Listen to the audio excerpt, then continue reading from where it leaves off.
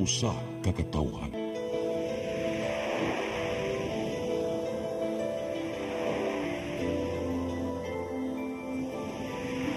Cebu Catholic Television Network.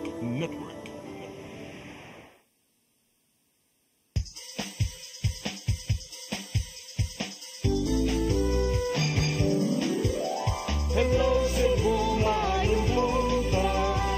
Nagsunta ang kahayag nga nagsulid sa matuod, nadagan sa anghit tapo. Hello Cebu, maayong buntag Pinoy.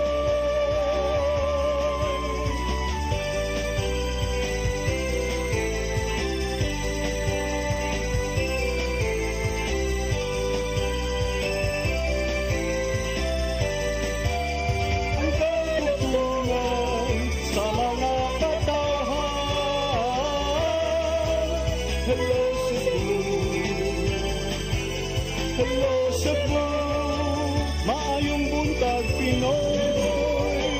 Maayong buntag Pinoy. Maayong buntag Pinoy.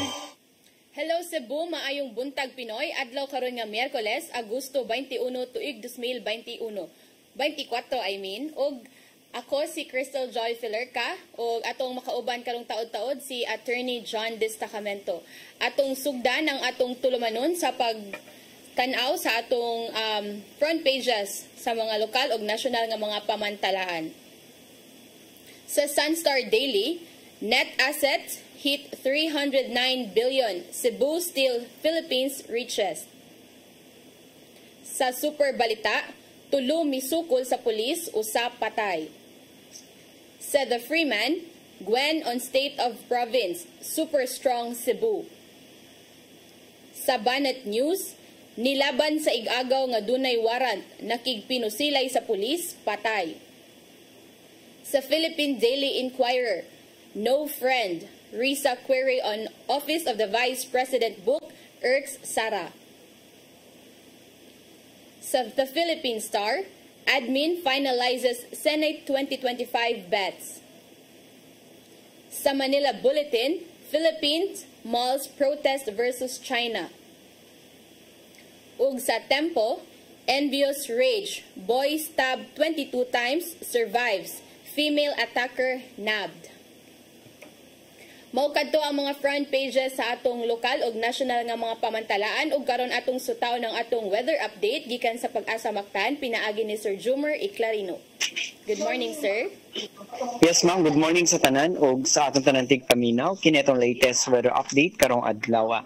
Storeless or init na hangin gikan sa dagat Pasipiko ang paday naka-apekto sa silangan bahin sa Visayas, lakip ng lalawigan sa Mindanao. Atong weather conditions sa Central Visayas, lakip ng probinsya sa Cebu, makasinati generally fair weather, init ug medyo igang na panahon, gawas ini na mga patak-patak na mga pag-ulan ug kini mga localized na mga thunderstorms. Padayon ta mag-monitor sa itong mga issue ng mga thunderstorm advisories. Hining ito na sa kasarangan na hangin masinati sa Visayas, mga kadagatan malinawan ito na sa kasarangan ang pagbalod.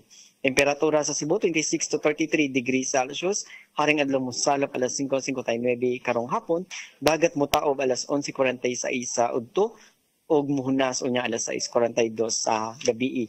Philippine Standard Time alas 8:12 sa buntag, gikan diri sa Mactan Pag-asa Visayas, DOST Jomar Iclarino. Daghang salamat Sir Jumer Iclarino ug mao kadto ang atong weather update karong adlaw ug sa atong pagbalik atong sayran ang mga balita nga nahipos sa atong CCTN News Department. Please stand by. Hello Cebu, maayong buntag Pinoy.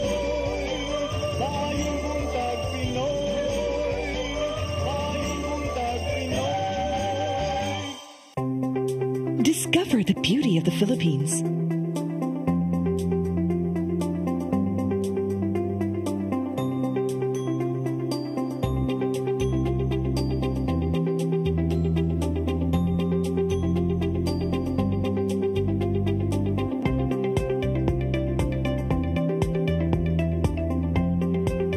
With Philippine Airlines, the country's flag carrier.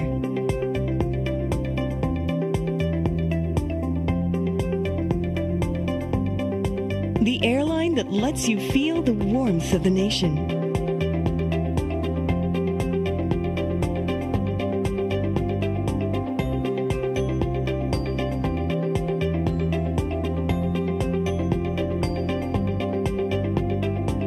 Mabuhay!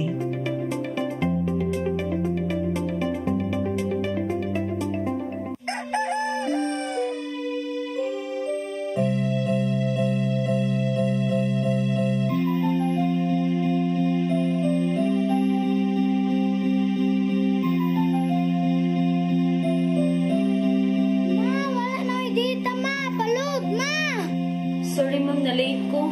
Nangita pa mong gusto para internet sa kong anak ma'am. Ay, wala na yung problema. Pag-sinisibo. Sinisibo, sinisibo. For your internet connection. And for the signal of your cable TV. So fast and straight the transmission to your phone. Sinisibo. Sinisibo, sinisibo. Offers you to have fiber optics. For your viewing experience, perfect and clear so far. So great and affordable for you to enjoy. Cine Cebu Television Network Incorporated offers fiber to the home broadband internet bundled with fiber to the home cable TV connection. Cine Cebu Television Network Incorporated with its operation in Metro Cebu and the whole province of Cebu soon. And affordable for you to enjoy. Sinisibo. Uksa! Unsa man kang tambulakan kalit nga abot nalandigan ni ron. Gitara ko nga gamay, gamay kaayo. Gitara ko nga dako, gamay kaayo. Dailing, Sa man ang utangan nga naaw na si mong luyo dito. wa pa manggod siya na ikatubang ni mo Dailing kay Tarong mo ah. nganong imong kung iapil ni Dailing ha, wa man ko'y labot. Kini panil nga, kini.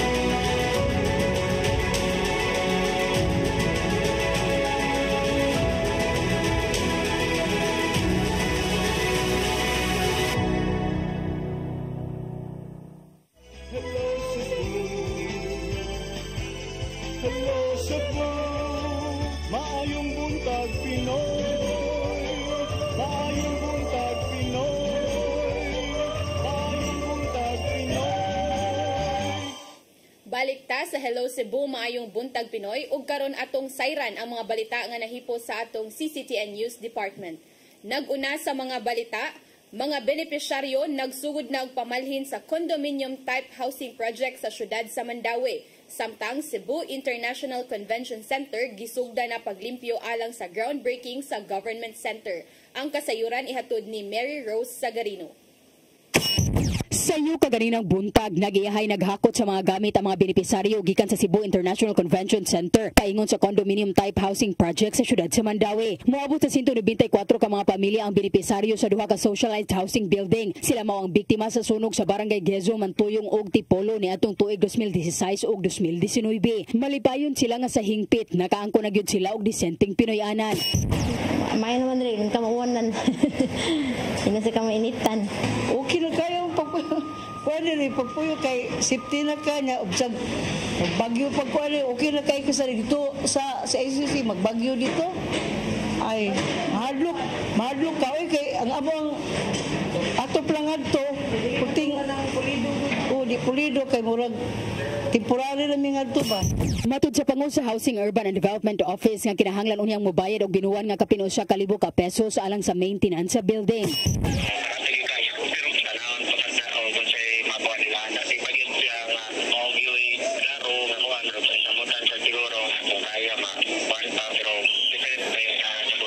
Ang ubang mga nagpuyo sud sa CICC ang una nang gibalhin ngadto sa transitory housing na himutang sa barangay Gezo ug Paknaan. Samtang nagsige og hakot ang mga benepisaryo, gisugda na usab ang pagpanglimpyo sud sa CICC alang sa ipahigayon nga groundbreaking sa One Stop Shop Government Center sa Mandaue karong Agosto 29.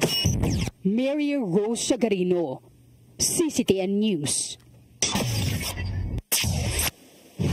Samtang managlahing grupo sa mga mamumuo na nawagan sa Regional Wage Board nga dungagan og 150 pesos ang minimum nga suhulan dinhi sa rehiyon. Apan gikabalak-an kini sa mga business group sa Sugbo, sanglit posible kini nga makaapekto sa ilang mga negosyo. Ang kasayuran ihatod ni Gian Navarro. Nag-abot ang managlaing sektor sa pamuo sa DepEd Ecotech Center Dakbayan sa Sugbo alang sa unang hugna sa public hearing sa Regional Tripartite Wages and Productivity Board RTWPB7. Nakahigayon ang managlaing habig sa pagpadangat sa ilang sugyot nga suhulan. Din pinaagi sa ilang pagpadayag at tubangan sa publiko sa ug sa ilang position paper. Kinanglanon alang sa labor group nga ALO-TUCP nga tumanon ang 150 pesos nga aumento sa suhulan nga may giduso karon sa legislatibo. Kini aron makabangon usab ang mga mamumuo sa nagkasakang gastuhanan alang sa mga panginahanglanon sa panimay. Based on the recent studies, the estimated living wage for Central Visayas is around 1,288 pesos. What is that living wage? And if you compare it with the minimum wage right now, not even half. And the gap is very big. Usabang sa ang panawagan sa Partido Manggagawa Cebu at tubangan sa mga sakop sa wage board. Samtang gikatingalahan nila nganong gipatuman man ang mga kasamtangang lagda alang sa suhulan nga mao ang pagmugna sa Regional Wage Board. We all knew that the 33 pesos wage increase we received on October 2023 does not even cover half of the value lost in workers' wages in Region 7 due to inflation. Gitawon sa RTWPB7 nga igo lang nilang gisunod ang kasamtangang balaod nga mao ang Wage Regionalization Act of 1989. We are preserving the wage board's integrity because we are in fact listening to each other. Nanawagan usab ang grupo sa mga magpapatigayon sa Sugbo nga kung mahimo wala untay aumento sa suhulan tungod kini sa mga konsiderasyon nga giatagan nila og pagtagad sa manalang sa inflation sa mga produkto, geopolitics ug uban pa. Kinanglanon alang kanila ang balansing pagsubay bahin sa suhulan ngadto sa mga trabahante. The conditions for wage adjustment should not solely account inflation rate but should also consider cost of living, production costs, goods and services prices, subsistence standards, business ability to pay, labor productivity, GDP, and economic and social conditions. Implementing wage increase without addressing the root causes of inflation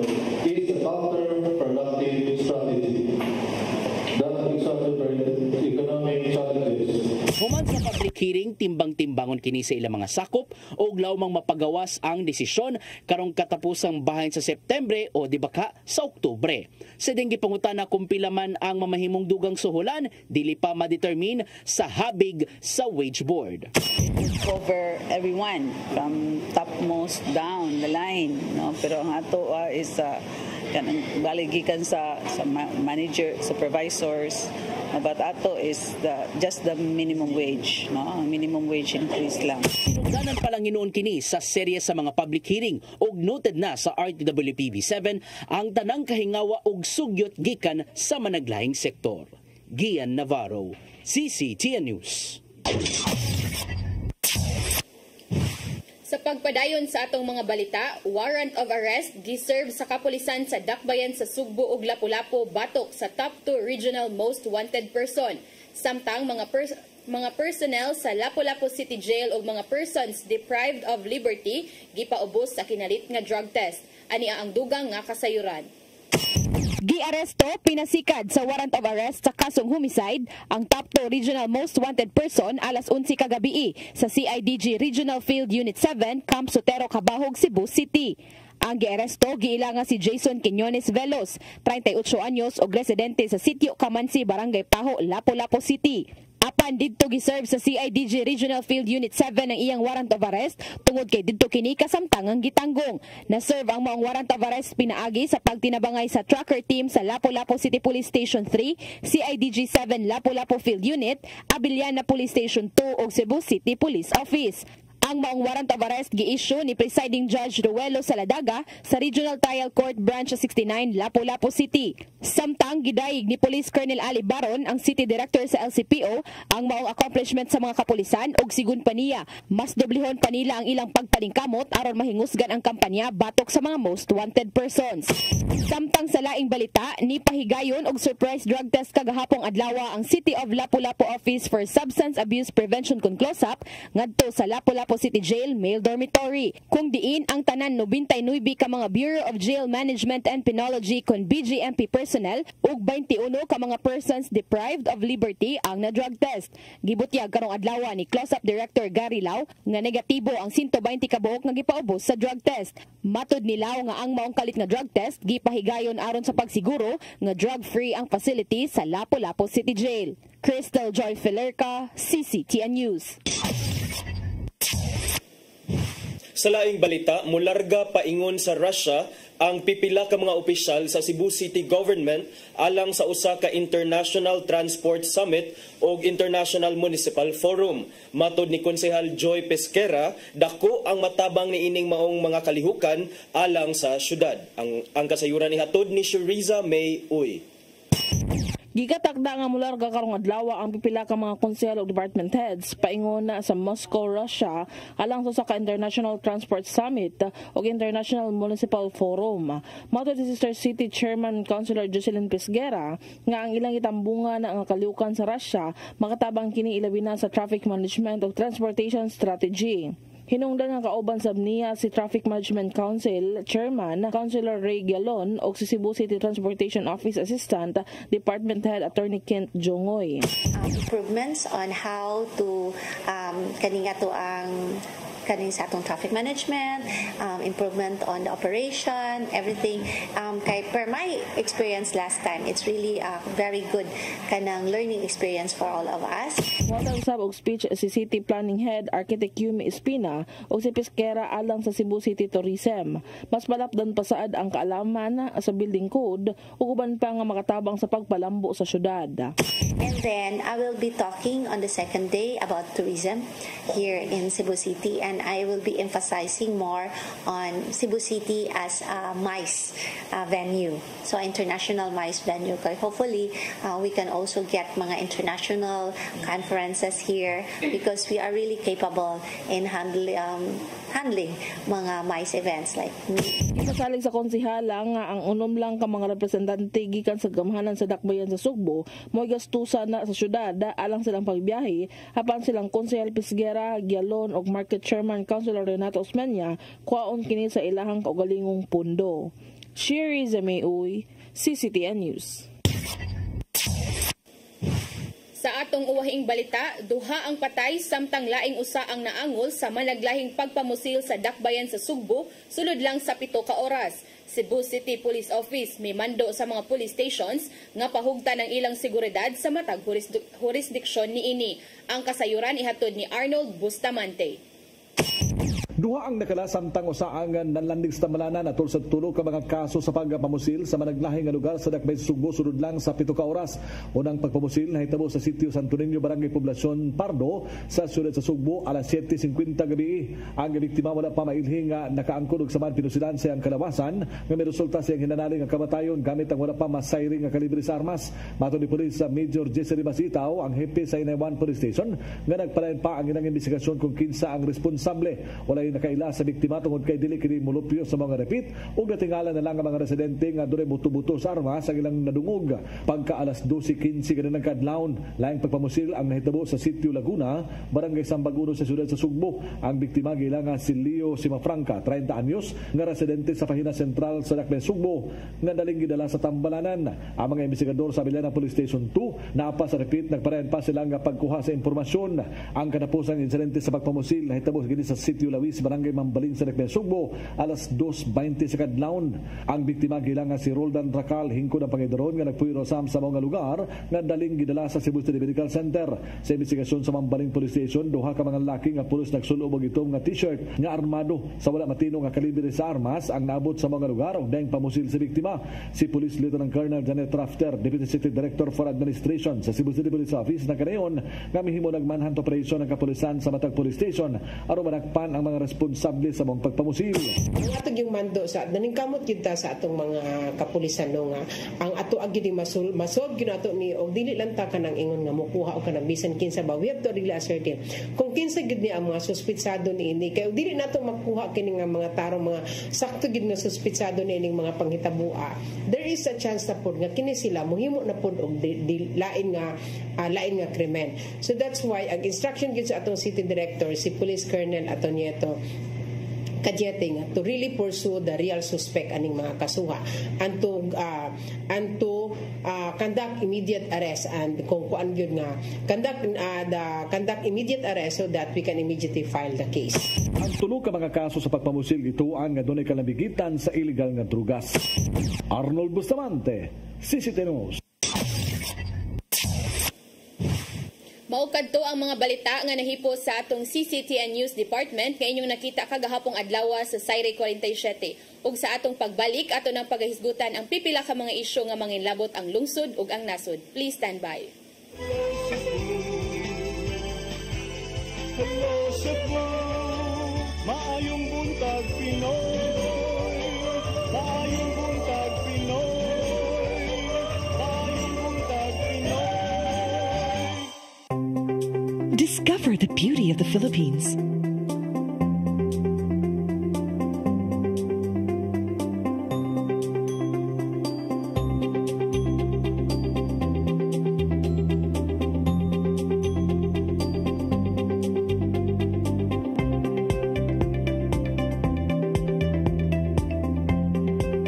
With Philippine Airlines, the country's flag carrier.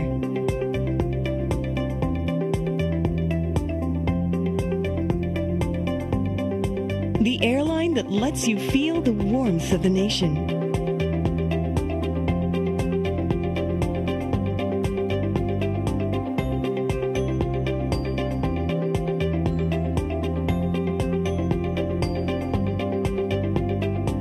Mabuhay.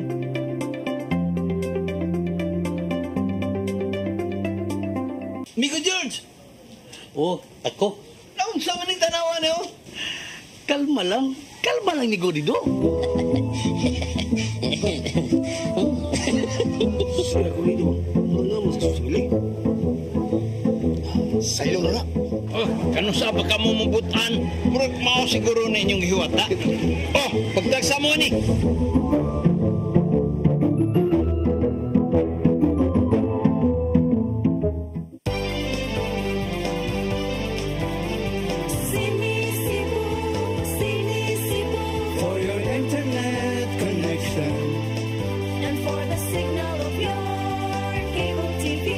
So fast and straight, that transmission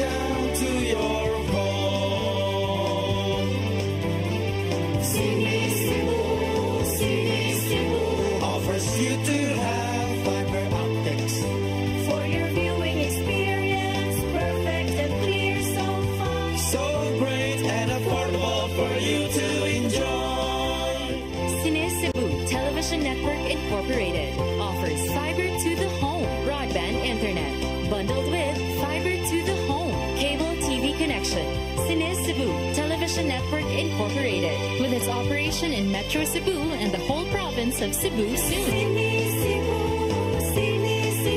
For your internet connection And for the signal of your cable TV. so fast and swift that transmission to your home. Sini Cebu offers you to have fiber optics. For your viewing experience, perfect and clear so far. So great and affordable for you to enjoy.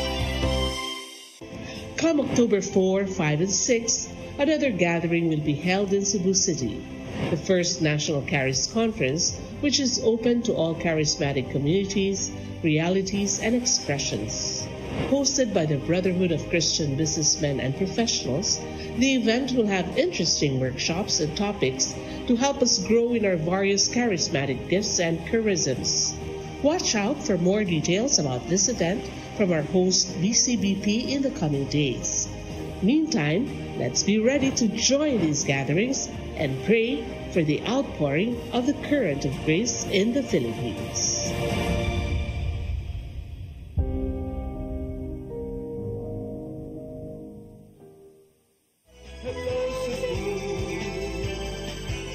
Hello Cebu, maayong buntag Pinoy. Maayong buntag Pinoy. Maayong buntag Pinoy. Balik ta sa Hello Cebu, maing buntag Pinoy. Arita sa tong paghisgot-hisgot partner. So kagahapon itong gihisgutan nga dunay mga hugon-hugon or balita as confirmed by Senator Risa Hontiveros, citing mga documents nga ilang nakuha gikan sa mga foreign affairs ministers and officers sa laing nasod nga wala na kuno dinhi sa Pilipinas ang suspendido or ang dismissed nga mayor sa Bamban Tarlac nga si Mayor Alice Guo. Nya karon or kaganina ang latest update ani partner miingon nga nitingog na ang atong presidente, halangdong presidente partner. Si President Bongbong Marcos miingon siya nga heads will roll. Yes, and sige, ato na ibasahon iyang gikuan partner. We will expose the culprits who have betrayed the people's trust and aided in her flight. A full-scale investigation is already underway and those responsible will be suspended and will be held accountable to the fullest extent of the law. There is no room in this government for anyone who places personal interest above serving the Filipino people with honor, integrity, and justice. Mao na, so kusganon jud nga murag na strong kadiyot si President Bongbong aning development partner nga wala na kuno si Mayor Alice Guo dinhi sa Pilipinas. The departure, matud pa ni Presidente Bongbong Marcos, the departure of Alice Guo has laid bare the corruption that undermines our justice system and erodes public trust.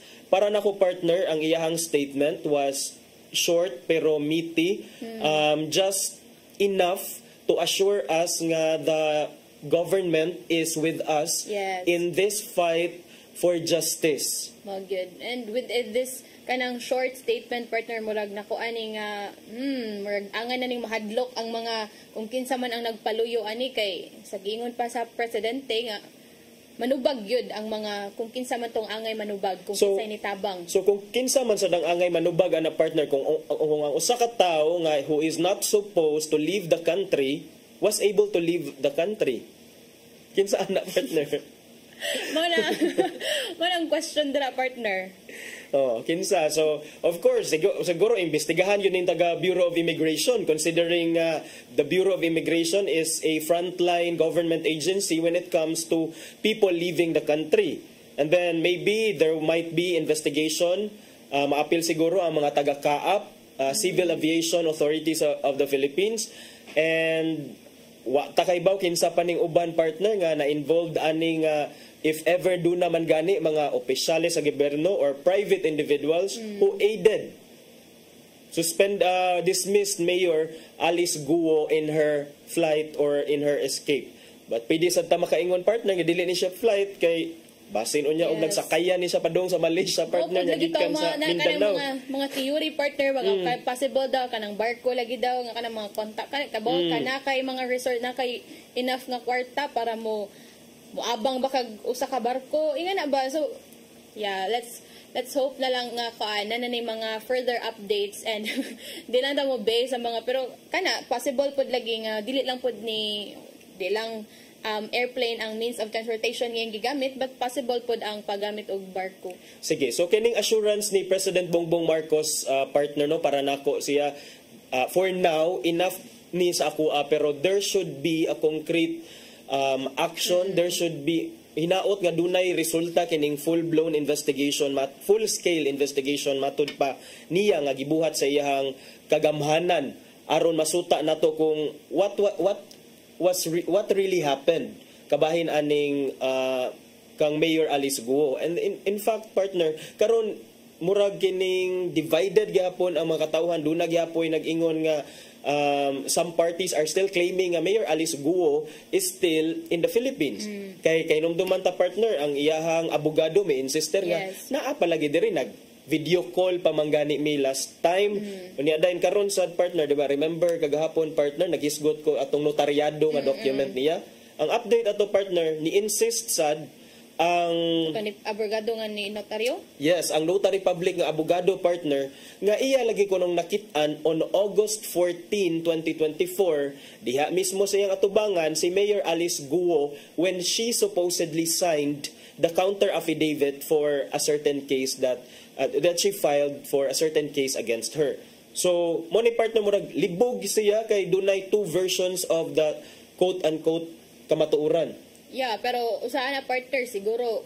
Pero ako ni ba, ni kuan na ni nga daga na mong controversial na pod kay ni pero nganong wala naman pod nagpagawas og statement sa si suspended Mayor Alice Guo. Nga kana ba at least man lang ma-prove iyang kaugalingon or ma-defend iyang kaugalingon nga naa man ko sa Pilipinas. Why nganong wala man na gibuhat if tinuod man gani nga na siya dire and siguro if katong kuan pod sa iyang katong abogado nga ni notarize sa iyang counter affidavit document kay naman tayo mga CCTV partner nga I guess na nga pwede pod maka-help if nga magpamatuod kung ni adto bagud na sing atubangan si kani si Alice Guo pag August 14. August 14 kay di ba earlier si Senator Risa Ontiveros she claimed that based on information that they got from the foreign ministers of I believe Malaysia and Singapore etc. na kagawas ko ni naabot ko ni sa Malaysia si Mayor Alice Guo niadtong July 18 as early as July 18 and then ang pagnotaryo ni Mayor Alice Guo sa iyang counter affidavit na hitabo August 14. So ambot kaha kung nakabalik na basad ni siya sa Pilipinas but wala man sa record. Possible nga basig kana gud nga time by July nihawa gud ni siya sa Pilipinas and then kana ni balik pero nganong ang mga documents nga lang nasuta lagi kay at katara walay record nga pagbalik diri sa Pilipinas or what pero sa gingon pa lagi nimo bas hindi wala lagi nagplane or kana kinahanglan gid anang imbestigahan kung asa na ni dapit ba kay tinuod diba? Partner and ako na assure ko sa short but direct to the point nga statement gikan ni Presidente Bongbong Marcos nga heads will roll. It's an assurance to us nga the government is not sleeping on this, that there is something that's being done aron ato ning masulbad kini nga issue ni Mayor Alice Guo kay kung tinuod ni partner nga she has already gone out of the country like we said earlier. It's really kanang gitawag na to og travesty pag yaga-yaga sa ato ang mga proseso, legal nga proseso dinhi sa Pilipinas, pagyaga-yaga sa atong mga balaod, sa atong konstitusyon, o pagyaga-yaga nato mga Pilipino. Kay how easy, how kanus aman ta makakita og usa ka tawo nga mubuhat ani and can get away with it. Because if we recall partner, ang tanan nga investigation kang Mayor Alice Guo, ang iyang alleged links to Pogo, ang iyahang pag-claim nga she is a Filipino, she was a Filipino, pag-register as a Filipino, and much more ang iyahang pagdagan isip usa ka public official when in fact she is not a Filipino. These are all indications nga if true partner, if tinuod ni nga mga allegations, these this is a travesty of our law, of our election laws, of our constitution, and yet she was able to get away with it. So ato siyang pasagdan nga mabuhat na niya para nato. Yes, and sa atong bang sagingon pa siyang abogado attorney no nga kanang napapud ni siya plan sa election 2025 election nga mudagan so mo nang kanan sila nga iklaro lagi ni or i-clear iyang name, but sa karon ba sa iyang gipakita or sa ilang kani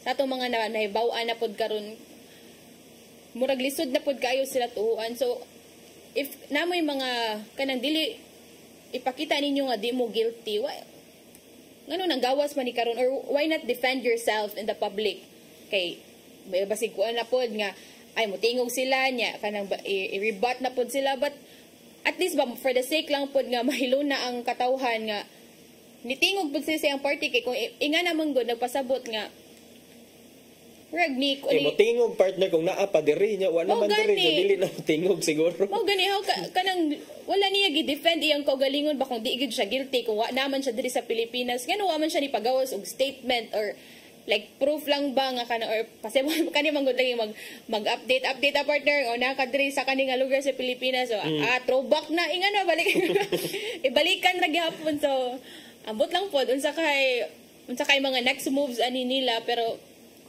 so far partner ang mga konkreto nga laka nga gibuhat sa tong gobyerno kabahin aning issue ni Mayor Alice Guo, the office of the president partner may order na siya nga i-cancelar ang mga passports ni Mayor Alice Guo kauban ang iyahang mga igsuon kani si Wesley Guo o Sheila Guo o kining businesswoman nga Cassandra Ong. So under sa New Philippine Passport Act, ang Department of Foreign Affairs Secretary partner pwede siya nga mo cancel sa mga pasaporte aning mga tawhana in the interest of national security. Unya, one of the grounds adto partner sa pagkanselar sa ilahang Philippine passport is when the court issues an order for its cancellation as the holder is a fugitive from justice. Then matawag na to siya fugitive from justice kay kini si Mayor Alice Guo do naman ni kaso nga giatubang kabahin sa human trafficking charges nga may kalambigitan sad sa issue sa Pogo nga company nga operating didto sa Bamban, Tarlac ang iyahang lungsod. So ato ning tan-awon partner. And so much for that partner no. Murag ani tagamay sa kuan kagabi partner ba? Where na nagkainitan gabi lagi kay kani si nag-public hearing for budget for 2025. And kani si Senator Risa Hontiveros na ni gipangutan na kay ang Office of the Vice President partner na ngayo manggod ni og 10 million pesos for books daw. Unsa man nga books? Ang title partner is Isang Kaibigan. Nganong dili naman siya DepEd Secretary partner, nganong nangayo man siya para books. Mao lang pud lagi na partner, Office of the Vice President lagi pero na siya kaning gikuan nga libro Isang Kaibigan partner. Unya ang nagkainitan ni gabi kay murag nagkatubagay ni nga I don't like the attitude, I don't like siguro sa way lang sa pagtubag ba. Pero sakto man pod good partner kay sa pag-ingon ni Senator Risa nangutana siya nga ang iya lang good question kagabi partner. Pila ni ka books ang ma-produce with sa 10 million nga gipangayo, pila ni ay nga na balik na siguro na ngayo lang gud siya og for transparency lang gud kay syempre public hearing man pod gud to sa budget for 2025 kay syempre di pod bayanan nimo basta-basta nga itugot na nga kwarta kay tax ba na sa katawhan, so meaning dapat and public hearing gani and nangutan siya partner unsay sulod anang unsay context sa iyang kanang libro but kani lagi murag na naugkat man hinunay ng mga history sa pamulitika. Mo lagi partner, murag tan-aw ni VP Sara nato, it was an attack on her that Senator Risa Hontiveros was politicizing quote unquote the budget hearing kuno. I mean pero ikaw partner dili ta makakita dili gyud ta makaingon kung it was politics or not. But what's true is that the fact is that it was a budget hearing and then you are supposed to answer questions to justify why you are asking that budget, Yes. 10 million for books, isang kaibigan. I think the questions were reasonable. What is this children's book that was allocated Yes. 10 million under the proposed budget of the Office of the Vice President for 2025? I think that was a legitimate question that deserves a kaning murag seryoso nga tubag, but rather than answering it directly, partner, murag noon siya, she felt attacked. Yes, bitaw. And ang sa giingon pa po in defense ni Senator Risa Hontiveros, niingon man siya nga this is a public hearing, so ang pagpangutana niya is not just kanang sa iyaha lang pod mismo, kay niingon man to siya nga i-provide siya og mga books ipadani niya didto, and ingon siya nga ang purpose ani kay dili lang ako ang makahibaw but for everyone nga naa sa room or sa public, kay syempre public hearing gani. But Ang iyang giingon, partner, to quote her, mo ni ang giingon ni Vice President Sara, Madam Chair, this is an example of politicizing the budget hearing through the questions of a senator. Ang problema niya kasi, nakalagay yung pangalan ko doon sa libro. At yung libro na yan, ibibigay namin doon sa mga bata na may mga magulang na boboto. So, muna iyang question, mauna ang tubag ni VP Sara sa question nga, pila man ni ka libro. Unsa man ni about ang libro, mauro jud to. Kana lagi pero nagtuo lagi nga unsa ni kanang pamulitika ba nga tungod lagi aning mga dili lagi magkapartido. And aside from that, partner, before banggod ana nga question, napagi question si Senator Risa nga katong napagi pangayo ang OVP nga budget, and kuan nagyapon siya for disaster, for kanang mga students, kanang free tuition. But ang in defense pod ni Senator Risa, why not daw i-align na lang ni sa kanang may mga agency like kanang DSWD, kanang sa disaster na mga aligned ra nga programs ba, why not daw dito na lang ni ibutang. But sa ang kuan na pod ni Vice President Sara Duterte, tungod lagi do aning mga ang uban ba kay moadto ra gyapon kay dili tagaan, kay lahi-lahi ulagi og mga partido ingon na ni, so mo na mangayo gud daw siya fund para sa iyaha. But nangaykay ko, partner, ba kung unsa gining isang kaibigan nga nangaykay ko, partner,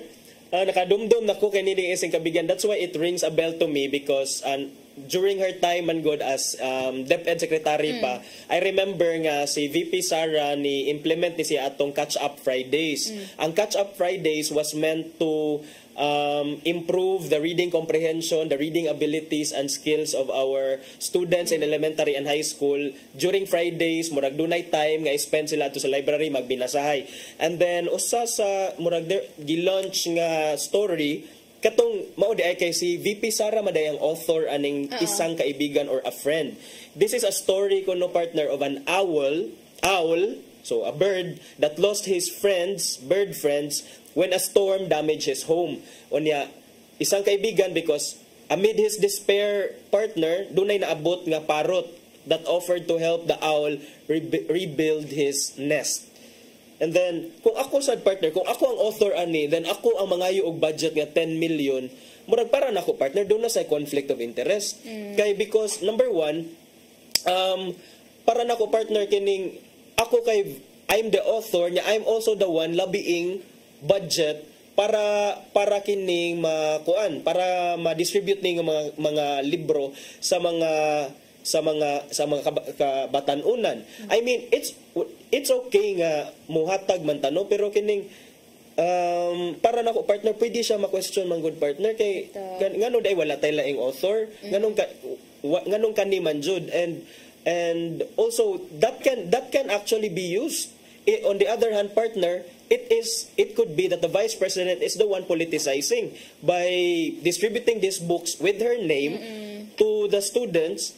It could be that she is the one actually politicizing. Ano man, for the longest time we have been distributing books man nga authored by some private individuals. Why not nga iyahaman jud nga naangat to atong kuhaon nga naglingkod pa man siya isip Vice President. So people could not help but maybe makapangutana nganong inana man ka dako ang budget og why she is lobbying for that amount.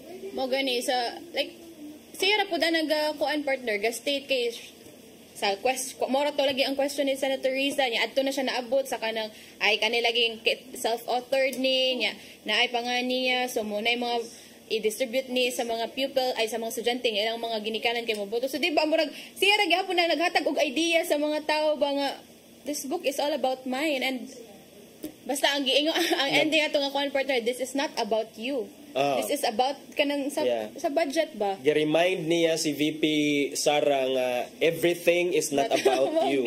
Okay?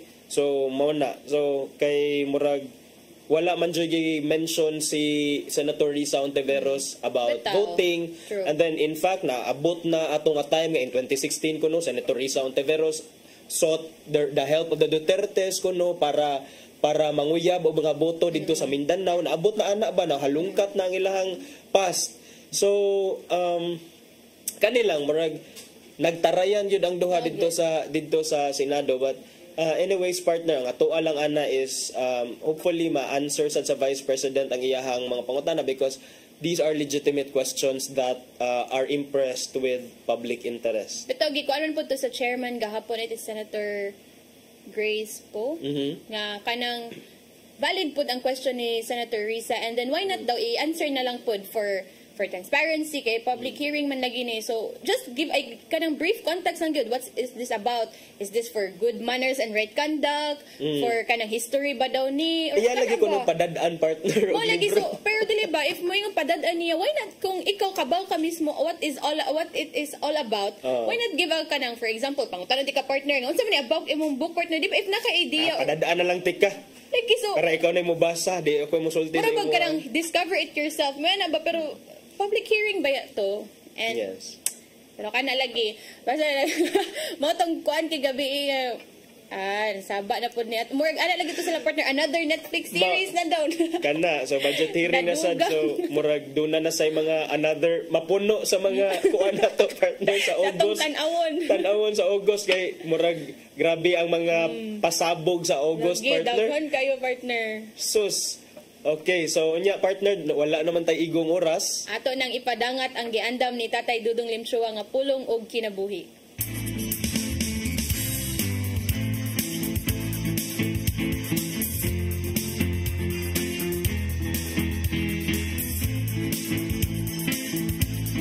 Ang pulong mo, ang diwag sa garang ko. Ang gahom sa Ginoo aniya kanato. Kita mao ang sudlanan sa gahom sa Ginoo. Sa Efesos 6:11-18 nagingon. Isulob ninyo ang armadura nga gihatag sa Dios kaninyo aron makasukol kamo batok sa mga lingla sa yawa. Busa pangandam kamo gamita ang kamaturan ingon nga pakos ang pagkamatarong ingon sa salipod sa inyong dughan. Ug ang kadasig sa pagsangyaw sa mayong balita sa kalinaw ingon nga inyong sapatos.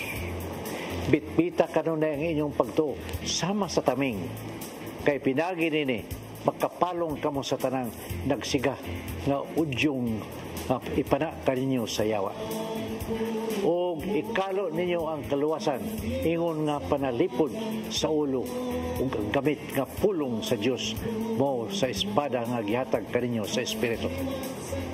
Buhata kining tanan diha sa pagampo ug pangayo kamo kanunay pinagi sa espiritu.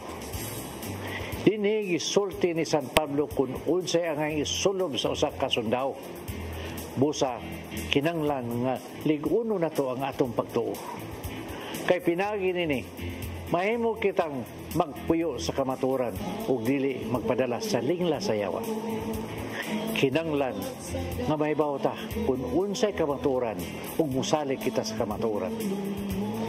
Kining katarong nga ni Kristo nga gibutang sa atong kasing-kasing mo nga atong ikabatok sa mga pasangil sa yawa diri kanato. Kung niya na ang katarong ni Kristo dili na nato kita mahadlok si bisan unsa nga isulti sa yawa batok kanato. Mao kini ang pulong nga naghatag kanato giyas sa atong kinabuhi. Magampo kita. Langitong Amahan, salamat nga kami imong gihatagan ug hinagiban nga among magamit sa pagbuntog sa yawa. Kung wala ang imong pulong, dili usab namo maangkon ang kadaugan, ang imong pulong nga maghatag kanamong kalig-on. Busa, tabangi kami nga magpuyo diha sa kamaturan, magsubay sa imong mga pulong aron magmadaugon kami. Amen. Dengan samahan sa anak ng Diyos Espiritu Santo.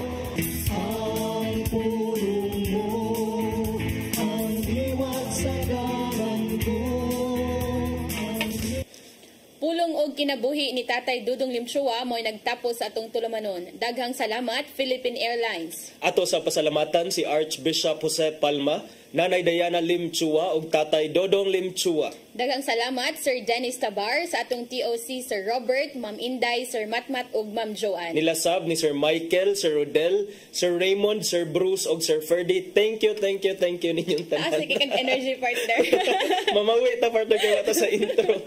Daghang salamat sa iyong pagpakig-uban namo karong buntaga. Sangan sa atong regular host nga si Malu Inocando Tabar, ako si Crystal Joy Felerca. Ug ako si Attorney John Destacamento. Ubani gihapon mininyong ugmang adlaw sa programang Hello Cebu, Mayong Buntag Pinoy.